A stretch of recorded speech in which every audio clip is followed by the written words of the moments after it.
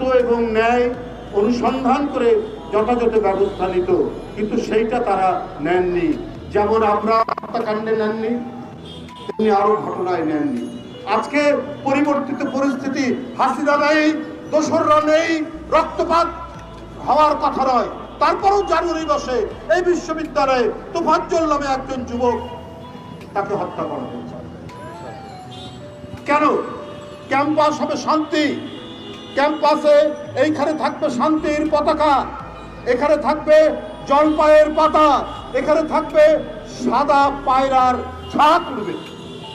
সেই ক্যাম্পাস যেখানে শিক্ষা বিতরণ, শিক্ষা গ্রহণ, তারুণ্যের ঝলক, যারা এই শিক্ষা নেবে, সেইখানে কেন রক্তপাত? সেখানে এই গণতন্ত্র এবং ফ্যাসিবাদের, গণতন্ত্রের বিজয় এবং ফ্যাসিবাদের পতন, হাসিনার মতো নিষ্ঠুর নারী আর রাজ সিংহাসনে